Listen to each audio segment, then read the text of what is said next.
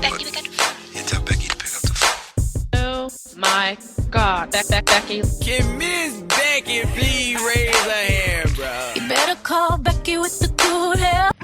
Yo, what's good? It's your girl Becky the Pub. Welcome to my podcast, Unspoken Words. We are. This is season 5, episode 1. And what better way to start it with special guests? What you wanna call me? I thought you was gonna go to your poem. Oh. All right. Hold on. Yo, my special verse. guest. I didn't even know there was. She was a poet, but she is a poet. She I'm don't not a poet. claim I herself. just. All right. Hold on. I ain't checking. Nigga said check 1, it. 2, 1, 2. 1, 2, 1, 2. All right. Bet. I'm Lilith and eating, scheming, plotting on to come up while this nigga half sleeping. Wake up singing, who's that girl like Eve? Please believe me. That type of bitch don't want it with me. We creating God skills, no debating, you see. I am the prototype. Niggas want it, but they hate themselves for it. And I don't know why. Fucking all my sons up, cause there's no equal, and that's the evil. Saw the bitch pick from that tree, bitch, a demon. But niggas mad at me, cause I ain't listening. Hey, that's it. That's it. That's a lot. That was lit. It was almost like a rap song. I thought you was finna like go into like full on rap mode. Like, Boy, I can't rap. I be trying to. I don't know if I told you, but I tell a lot of people I tried to be a rapper before I was a poet. So, but no, it was very. I can't rap. I feel like I don't have a voice to rap. I don't think I do either. But I also don't have stories. Like I tell people like rapping is about stories. So like I don't have money either, so I can't rap about money. I mean, I could be like Lil Dicky, rap about. No, was it Lil Dicky? No, somebody was rapping about being thrift store. I mean, Macklemore. That's not, Macklemore. But Lil Dicky had a song about being broke. Yeah, being poor. Yeah. Okay. Yeah. Or being thrifty. Yeah, something like that. Yeah. But I'm just not really good like that. So poetry is like very like less competition, I think. Who freaking knows? Anyways, go ahead and introduce you to the listeners. My name is Alexandria Foreman.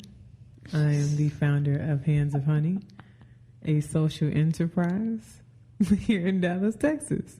Thank you for having me. So, you guys didn't know, she was actually the winner of the taco drawing, and I haven't even taken my cousin to go get tacos. So you're lucky. Those tacos because are good.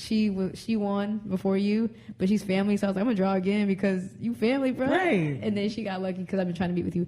But anyways, by the time you guys hear this, it is May 23rd. It's actually I told you guys it's like season 5 already, episode 1.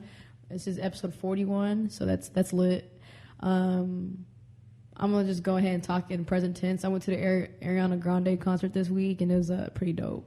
I haven't even been yet. Really? She can sing. I mean, she can sing. I like her. You know, I don't know any of her songs. My cousin, she was like, I love Ariana Grande. Y'all want to go?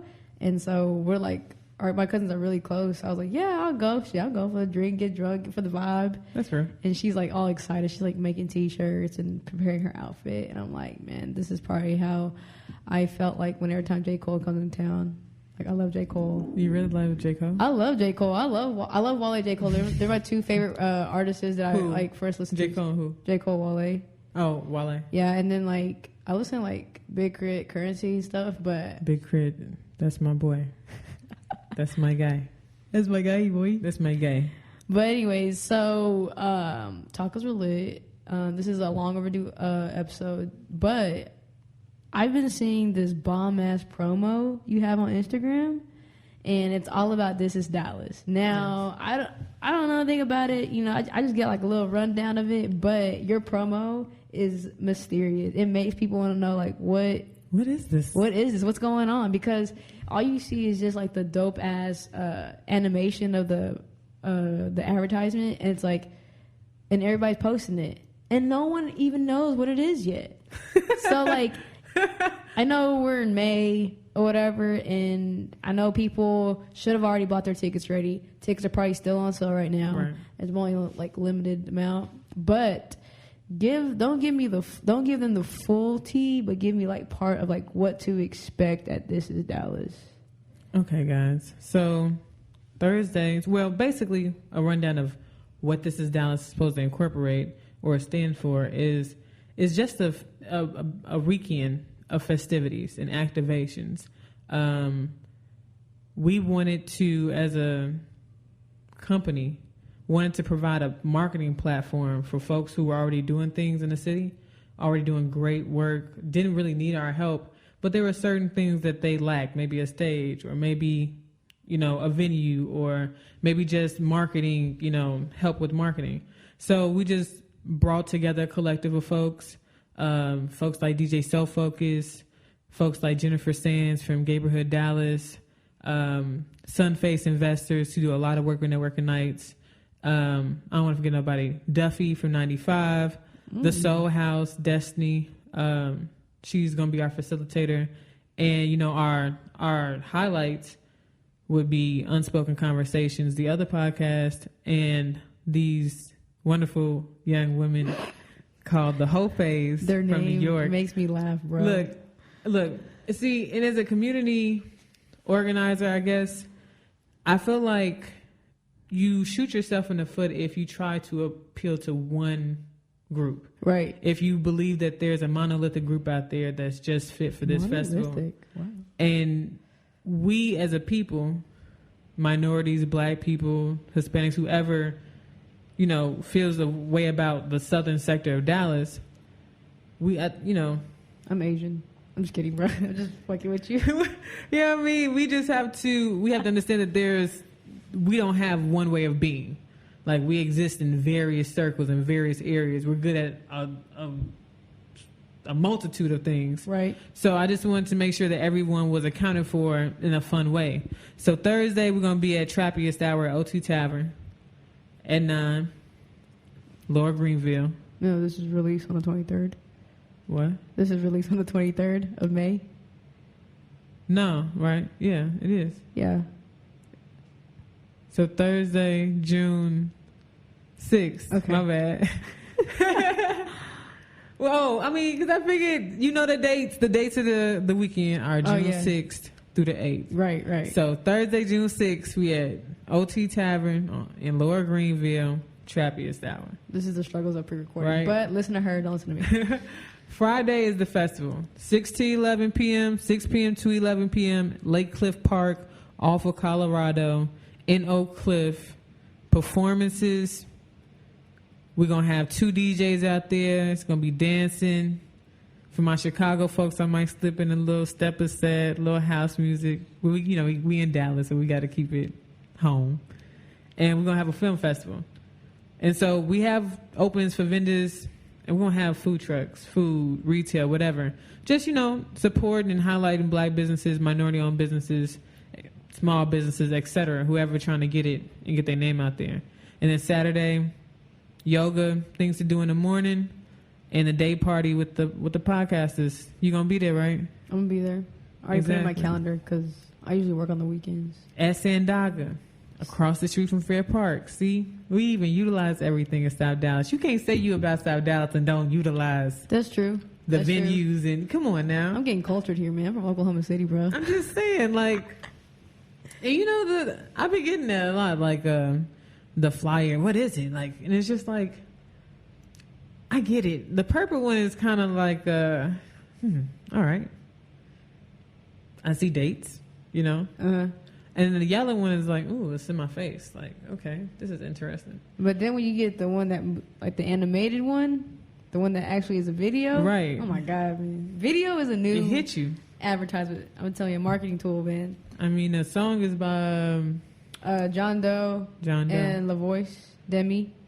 I really appreciate them for allowing us to use that too. Yeah. They're really dope Dallas artists. And if you ain't been to one of any of John Doe's concert or La Voice's concert, then you is out of luck. Because if they start selling tickets for $100, be warned, man. It's a lot of talent here. Yeah. So I know Hands of Honey is, I would say is the main gears behind this, right? Mm-hmm.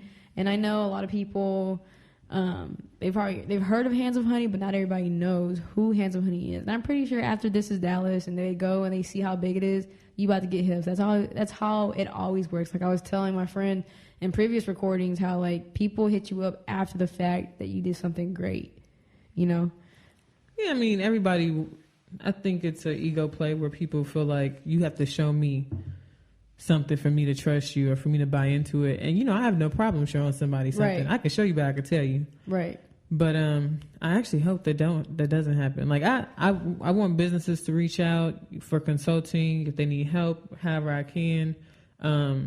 Our services are more so for consulting, for in-kind donations, passing along goods for others to use. Right. Marketing platforms such as event planning, but also we're trying to get into more microloans, investing, etc. So, you know, I don't want to associate my being or my individuality with an entity that's supposed to incorporate everyone, right? So, you know, hit me up, but don't hit me up, if that makes sense. Like, I didn't get it, but I'm pretty sure y'all understood what that meant. Is that reference to something? hit me up about business. But don't hit her about nothing. If you ain't talking about nothing, don't hit her up. Exactly. Like, she ain't here to ask you how her day is, bro. I'm sorry. Let alone, she don't even reply back to my message. That is not true. No, That's not true. okay. We gonna talk about this after this. But, so, you know, before I have everybody come on my show, I created this little, like, questionnaire just so I can get a, like, insight of who they are, et cetera, et cetera. So, you and I have already talked already at the taco, Trumpo Talk, Twisted Trumpo, and it was lit. I'm telling you, Taco Tuesday, there is lit. But they should sponsor it, so I should reach out to them. But anyways, No, really. no, for real. Okay. The margarita was Anyways, good. yeah, it was huge. All right. Anyways, so I asked you who inspires your creativity / business, and you said family and city. And I know I just saw a post that you were at the Soto Grow, and I think I saw a post of you posting. It was a man with glasses, which I thought that was okay. So is that your brother? No, do we look alike? I think it's the glasses. This is glasses. His name is Sean. Okay, yeah. So I thought he was like the founder of Handsome, because if you look on the Handsome Honey Instagram page, you don't see pictures of you, of course. Of course. But so I was like, I guess it's Handsome Honey, and so I thought you guys did like essential oils or something like a natural product, because Handsome Honey, like I think of honey like a natural products. So like I know we talked, and your grandmother was your inspiration for Hands of Honey, right? So go ahead and give like the background to how the Hands of Honey name came about. It's not about soap, you guys. Okay. So I went to SMU in 2011. I entered into SMU because I was blessed to be in a physician scientist training program. That was the name of the program. Oh, wow. It was based out of Philadelphia. It was based at Temple University. So the director of the medical school for Temple for 20 years, he was the director. Dr. Williams created a, I guess what you call program for students from 7th grade, their summer after their 7th grade to medical school. Right. To guide them to medical school. Right. So I got into SMU based off of that scholarship. Oh, okay. So during my time at SMU, I had to grow up. I had some coming of age stories. So you was wild. Man, no, you know, I've never She's been about to wild. sleep on herself, bro. I've never been wild. I've definitely been passionate. I've definitely been ignorant in Passion. some aspects. Okay. But it just woke me up to how the black community was there, and I would compare where I was from in Chicago, from 60th and Morgan, which is Inglewood. Like that's the Chirac area. You know what I mean? Right. Even though we don't claim that, but that's the area. And just seeing the differences, like having this culture shock, like realizing, like maybe as a Chicagoan, I am a little aggressive, but also as a Chicagoan, I have a sense of community, which I felt was lacking in Dallas in some senses. And so my grandmother passed away in 2014, and at that time I was working as a building manager. I was working at a Twisted Root because I was living at the Shelby on SMU Boulevard. You know the burger place, Twisted Root? From Oklahoma City. And That's real. use GPS wherever I go. That's real. So, and I was also going to school, and I was working with, y'all know him as Monster Hunter or Fiji Lou from Il Nati or whatever. He does some club promotions and stuff in Deep Ellum. Okay. But we was doing all that. Like I was doing all of that. managing his stuff, working. All going to SMU. All going to SMU. Bruh. So I kind of figured it's almost a wrap for me, kid. I might have to leave. So that year I was like, bet, my grandmother passed away. I'm out on my ass. I got to keep going. I'm not coming back to Chicago because ain't nothing for me right now. Mm-hmm. So what we going to do? So I just was like, I want to do a company. I want to use my entrepreneurial spirit, create a company that is a mother and father to the community, where you have structure in financial order and you create ecosystems or financial ecosystems and capital markets out of urban communities. But you also provide the programming and resources for this community to stay afloat and be spirited. Because I think that too often we think we need the money when really we just need the structure, or we just need the right person, right? The relationship. Right. And so that's how Hands of Honey came about. My grandmother passed away. Her nickname was Honey. She had 7 kids. All of them were either teachers or entrepreneurs, and they all made it. You know what I mean? So her hands, though, she was a gardener. Right. So she had the hard working hands. So she had them thick hands. So I was like, she would smack you. It would hurt. Look, Oh, God. man, a tourist. It's tourist season. What does that mean? Tourist season? You don't do I don't this? know what those seasons mean. Don't worry, but Is I it- love Tauruses. Okay. I'm a Scorpio. I don't know what that means either. It's okay. Well, what does that do with your grandma's hands? Because my grandmother's a Taurus. Oh.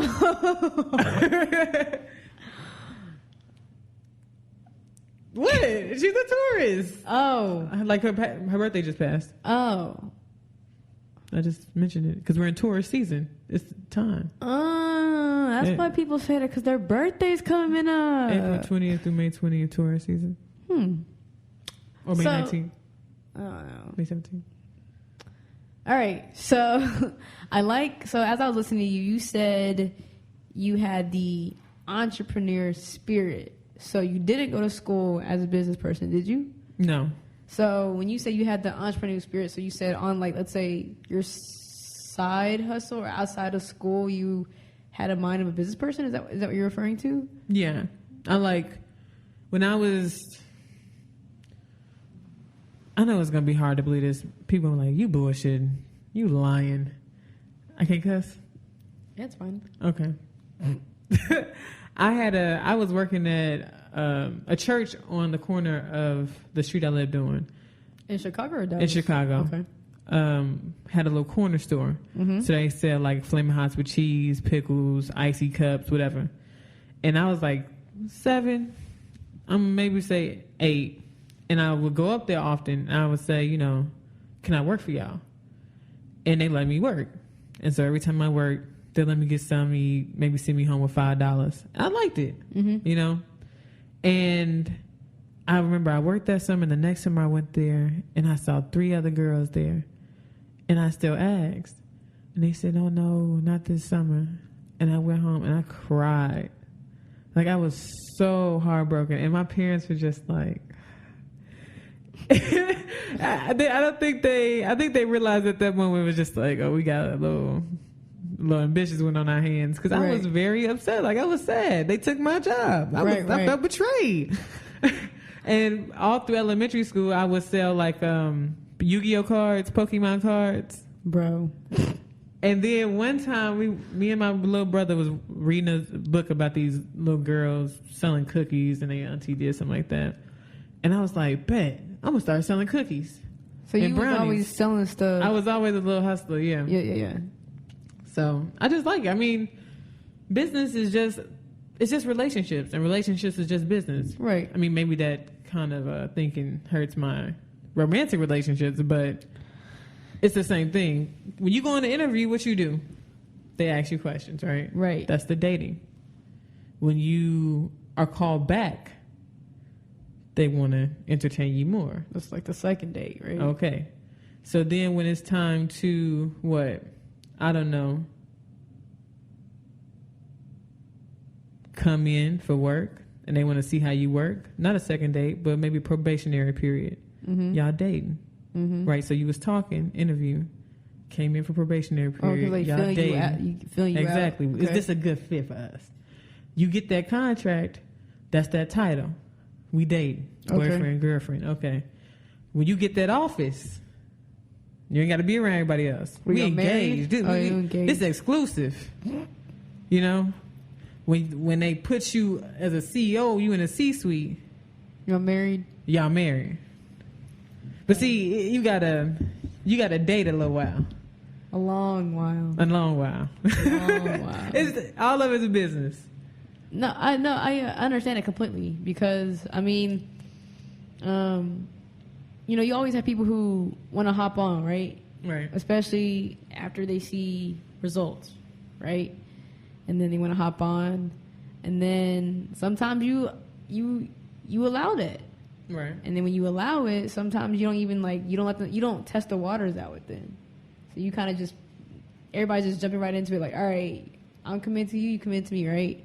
Sometimes commitment changes over time, and it sometimes happens like fast. And it's like, dang, I didn't even see this coming. And then so and so is mad, and it's like, why is so and so mad when so and so didn't let it why wasn't they dating long enough? What's so funny? I don't know. It just reminds me of things I know and things I've gone through. No, I mean, I feel like my biggest thing is being friends first. Yeah. I can't date you if I can't be your friend. We're still talking about business. We're still talking about business. It's our business. But because honestly, I'm the type where if I was to be in a relationship, I don't want to be married. Right. Right? Why and not? it's not because I don't like the institution. I don't want anyone to tell me when I can leave you or what you gonna get from me. I would rather us have a exit strategy, like a business plan. If we do this, what are we walking away with if shit goes wrong? And let's keep the government or whoever out of our business. But you don't want one person to walk away with the whole house. Exactly. That's why you're friends. Because if you're friends, you should have enough respect and not even ask that shit. Right. you know what I mean? You have enough respect and enough, I guess, gratitude and enough, I don't know, decency for that person. Right. That makes sense. Oh, y'all getting a lot of gems, by the way, metaphorically, but it all makes sense. Do you like philosophy? Do I like what? Do you like philosophy? Kinda, if I can understand it. I have right. I'm the type of person if you tell a joke, you're gonna have to explain to me because I didn't get it, and it's not that funny anymore. That's real. That's me too. That's the truth. But anyways, so also with that question there, I asked you what drove to be the entrepreneur you are today. You said upbringing, education. What is that like? What does that mean exactly? Well, I think I just said it, right? Having those entrepreneurial experiences. Oh, okay. Where I'm selling. I think I just didn't know what the word upbringing was. Oh, just how I grew up. I'm not sure if they do in Dallas. I know Dallas has this thing with Kool-Aid pickles. That's not really our thing. Dude, I love Kool-Aid pickles. You don't like Kool-Aid pickles? Hey, bruh. The Midwest got we just got a different flavor, a different palate, because we don't do Kool-Aid pickles. Now, I was going to say, though, what we do, what I used to do as a kid, I get a little Ziploc bag. Hot Cheetos pickles? Give me a hot little Cheetos pickles, bro. Kool-Aid packet and put it with some sugar and make pixie dust. Oh, yeah, I did that, too. Yeah, and just sell $1 bags of pixie dust. Yeah, I did that, too. I didn't sell it. I just ate it. Nah, I saw that. I put, Kool-Aid on my hot Cheetos. That bro. is interesting. So hot Cheetos, pickles, Kool-Aid on hot Cheetos, cheese and cheese, chili and cheese on hot Cheetos, sour cream on hot... Bruh. That's a lot. Dude, that's like a Frito pie, but just with Flaming Hot. I'm surprised I ain't fat yet, bruh. This was going on in my middle school days. This is why I was a slow runner. Anyways, so I know upbringing, education. So at my when I was younger, I didn't have the entrepreneur. I didn't sell stuff when I was younger. But starting in high school, I did always want to start a t-shirt company. T-shirt, okay. And so I created this stupid T-shirt that says Beckzilla Rar, and it had the T-Rex. And Beckzilla Rar was my MySpace name, bro. And I called it a movement. And so I bought and 10 of my friends bought it. I sold 10 shirts. Nice. And then after that, I was trying to sell on MySpace at the time. No one bought it, of course. And then I made my group of friends in the high school. We created these sweaters, for our senior sweaters. We sold that too. Then in college, I was like, yeah, I'll start some running clothes because I was running. I was like, yeah, I'll create some T-shirts for running stuff. And that's my closest thing to entrepreneurship. I always give stuff for free. I gave stuff for free my whole life. That's my problem. Well, I'm not getting anywhere. They say if you're good at something, don't do it for free. But I mean, that's why that kind of goes into why I asked you about philosophy, right? Like schooling, because it was tumultuous for me. I went in. What does that mean, girl? It was. I'm about to start for the GRE, so go ahead. It was rough. Okay, cool. It was turbulent. It wasn't. Okay. I had a culture shock. These were African Americans from various places, but I just felt some of them understood me, some of them didn't. Right. Then I had to also realize, because Chicago is very segregated. Yeah, I didn't really know that till I talked to one of my friends. She's from Chicago.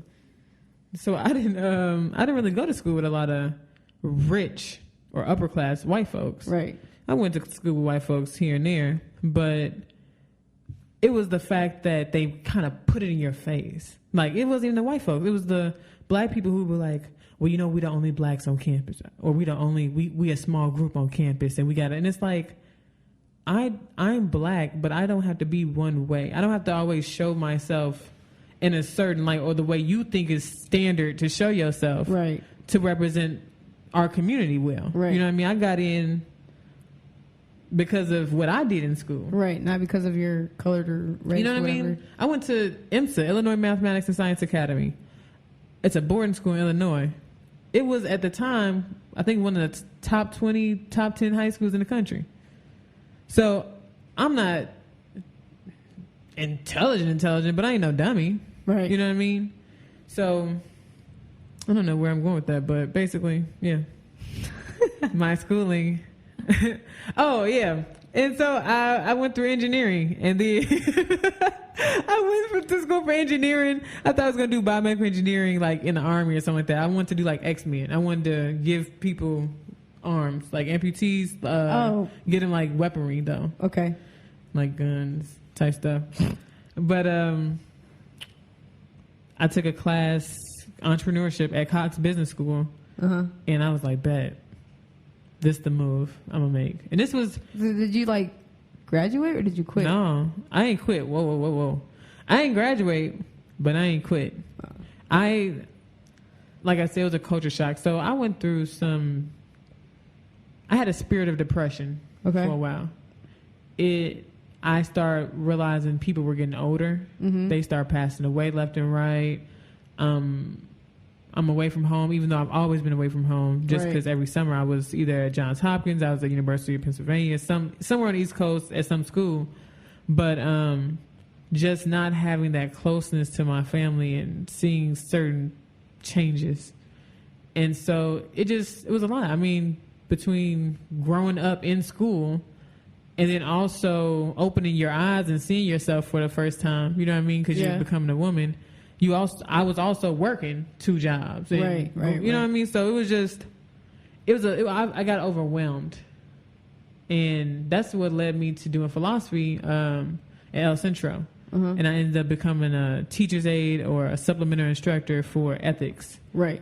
And that's my passion too. That it all ties into, like I said, business and relationships, understanding people. True.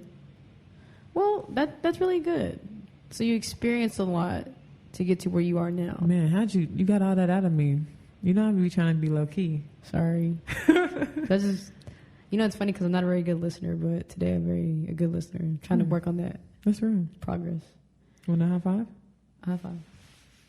Ooh, that was a perfect high five. You know, the trick is look at the elbows. I would agree.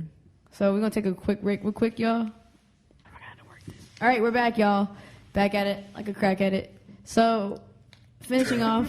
What the? This is the most I've heard. This is the second time I've ever met with her, and she never laughed when she was hanging out with me. Even if she did laugh at that margarita hit.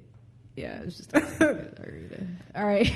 So in the questionnaire, I ask, like, what is your message trying to put out? Because the reason why is that sometimes I get people who be like, yo, I want to be on your show. I mean, you didn't reach out to me like that, but I'm just saying, like, I get people who hit me up in my DM, like, yo, I want to be on your show. And I'm like, well, what are you trying to put out? Because I know when I say, what's your story? But like, I have a story all the time. I'm like, well, okay, I know we all have stories, but it's like, my thing is like, my podcast is like, you know, it's poetic, it's motivating, it's inspiring. So like, you know, I don't want to just put anybody and everybody on the show and like have meaningless, like a whole like conversation to where I'm just like, all right, bro, like literally just have a conversation with somebody and don't know what I can title this episode. That's you know, real. and I've had that before, and I experienced it, and it's just hard for me just to like sleep at night knowing that I just recorded something like that. So I was like, bro, can you re-record? Like, anyways, so you say every man has a purpose and prize, right? Purpose and prize. So I know everybody always tells me, you know, everybody has a purpose, you know, and I always question, what is my purpose? I know God's not gonna give me no answer in front of my face, flashing right now, but it's like, why are you trying to put that out? So 2 examples from my life come about. So when I went to El Centro, I was down. Like I think the first day I stepped into El Centro, I cried to myself. Because you were happy, or you were just? I cried to myself because my pride. Mm-hmm. I had come from a place where I didn't have to study. Things just naturally came to me. Mm-hmm. And I was hit where I was going to a school and I didn't realize the type of resources I was given at SMU and how hard it was when you are disconnected from SMU. Okay. Or when you're disconnected from a university. I think that people really should stay connected to universities, or if they have church homes, and I'm not religiously affiliated with anything, but if they have church homes that are good and resourceful, stay close to them. Right. Because they supply resources for communities. Right. They have the accessibility. But I cried because I was like, man, how low have I gotten? Because I didn't really know about community college at the end. Mm-hmm. I mean, at that point, I just thought you go to community college because you couldn't make it into college. Right. I was wrong, because you really should go to community college for 2 years before you go to a 4-year university, because it's cheaper. I'm trying to help y'all. I got loans, bro. Man. But, so I had to do a paper, and I read this book, and I was looking for definitions on capitalism. So more people know about Adam Smith's The Wealth of Nations. Like, it's one of those books one of the earliest books about capitalism, or modern, I guess, day capitalism.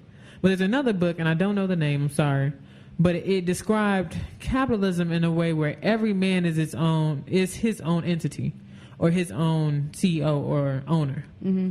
Meaning every man has the ability to make it happen for himself in a capitalistic market. Right. And that definition appeals more to me, because it's up to you how you push your product, right? Right.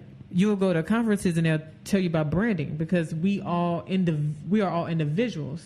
So we all have some nuance that we can give and put a value on it if we know our worth. Right. Right.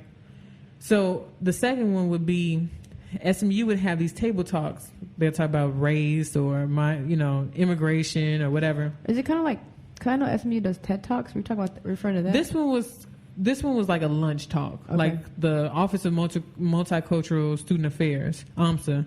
It was the SAMSA when I went. Would have these talks during your lunch period or whatever. Mm. And one of them, the director, Preston Lynch, I think he's left, but he invited me to this one specifically. Just like, yeah, just come out, whatever.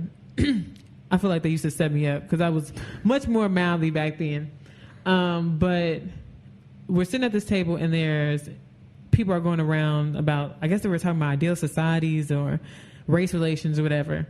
And coming from Chicago, like I said, it's a very segregated city. Right. Like, there are certain areas that are mixed, but for the most part, if you meet somebody, I mean, I'm going to speak for myself. When I meet somebody from Chicago and they black, they're either going to say I'm from the south side, the west side, or the east side.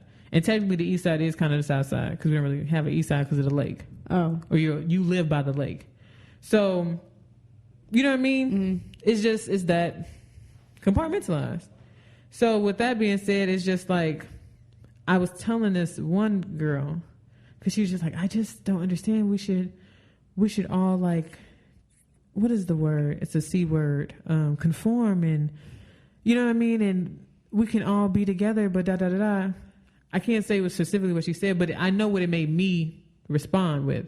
And there was like a little pie tray in front of me. Mm-hmm. And I was like, you see the pie? You got blueberry, cherry, apple. We can all have a piece depending on our flavor.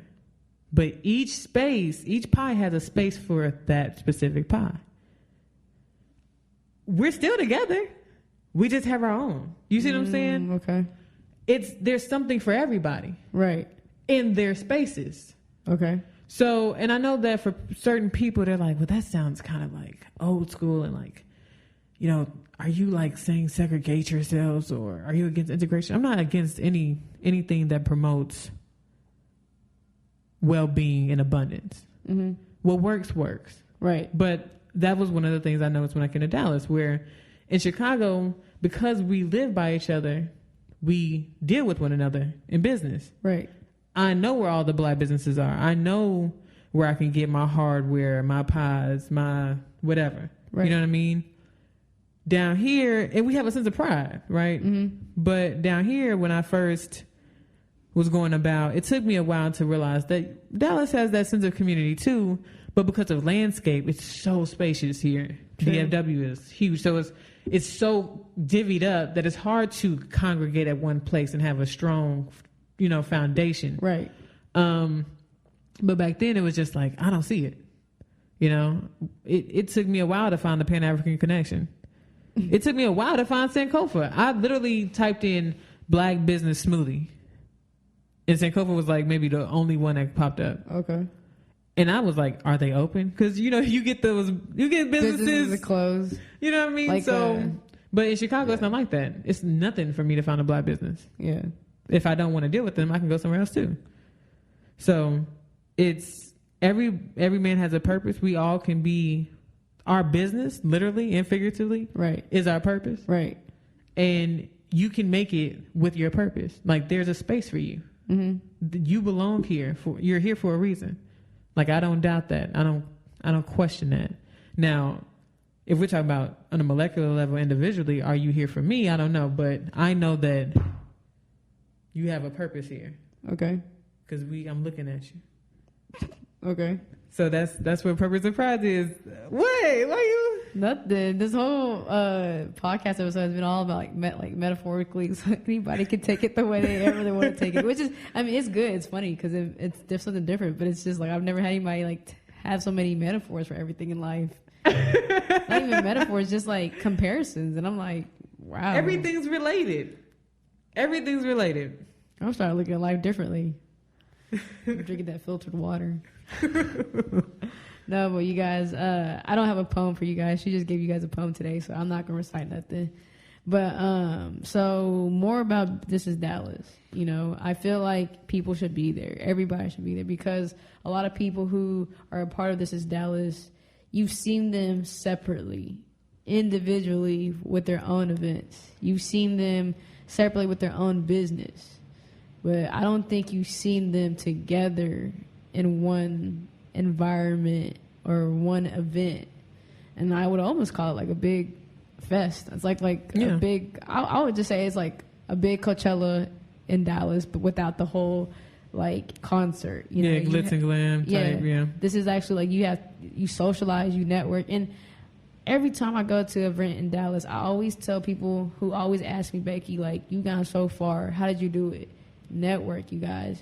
People in Dallas create these events to go network. So there's no reason for you to be standing in a corner or just act like you're too good for somebody.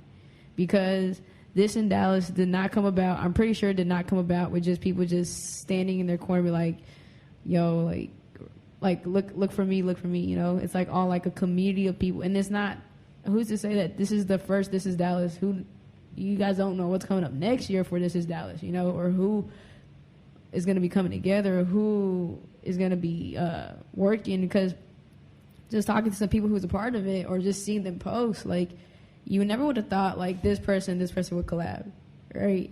And it's amazing. And then people who are behind it, not just like Handsome Honey, just individual people who are part of it, like, they're putting in work, you guys. So, you know, I don't go to many events this year. I haven't been because I've been trying to save money, but this is probably one of the events I actually would step out for. Hey, look, this is Dallas is June 6th through the 8th, Thursday, June 6th through Saturday, June 8th. Mm-hmm. And most of the events are free, except on Saturday, right? And my thing is, we have to support businesses, right? We have to give them what they're worth so that they can continue to give us quality. True. Right? And that's the same for the arts, right? You have to give them platforms. You have to give them venues. You have to give them audiences to do what they need to do to see if they can rise to the occasion, etc. So we're not out here to get no money from y'all, right? We're not. Right. This ain't let me do an event and try to make some money off of it. Right. This is let me do an event that can bring out the masses. I want the whole neighborhood and I want the whole hood out. You know what I mean? Let's just dance. Let's eat. Let's drink. Let's be merry. Let's fellowship, network, right? And make more events make it like happen. this Make more happen. Yeah. Visit Dallas is our number one sponsor other than Unspoken Conversations and Sunface Investors, and their motto is visit Dallas, or Dallas things are better here. You know. Right. And don't get it confused, because Unspoken Words and Unspoken Conversations, they're two different podcasts. Right. Two different. Yeah. Check them out too. I think it's like a group of guys. Yeah, Unspoken Conversations, 4 friends, Slim, Knowledge, Antoine, Donnie, and they doing it for the community. They all come from pretty good backgrounds. They got good content. Y'all should definitely check them out. They're not the same people for Hip Hop Book Club? Nah. Okay. They're two different people. Okay. Nah. But yeah, check them out. You can buy your tickets on Eventbrite. Buy the tickets on Eventbrite. Hey, look, RSVP. I keep hitting this mic. That's cool. RSVP at TID.splashthat.com. Is it TID or TDI? This is Dallas. Oh. So TID.splashthat.com. You like that? Splash drip. All right, y'all. You heard it here from Alexandria. I did not know she was going to give her full name. That's not even my name.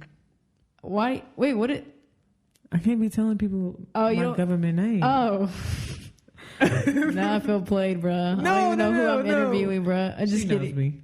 No, now she freaking threw me off there. Can't even close it out right. All right, y'all, just go to This Is Dallas where you'll find me. I don't have any events going on. Don't ask me about Snap 4.0. I'm trying to do something bigger. I'm tired. Taking a break. Push her. Support her. Also, by the time you hear this, I'm going on a hiatus. So Unspoken Words is going on a break. That's why I'm re-recording ahead of time. I already finished half of season 5. So that's dope. Because girl, need a break. Need to figure out what's my next move. Can't keep things the same anymore. All right, y'all. So we out. Oh, wait. What's my Instagram? My Instagram is at hands of honey all together. All right, I'll put that in the description, or I'll put the logo somewhere around this video thing. All right, y'all, we out.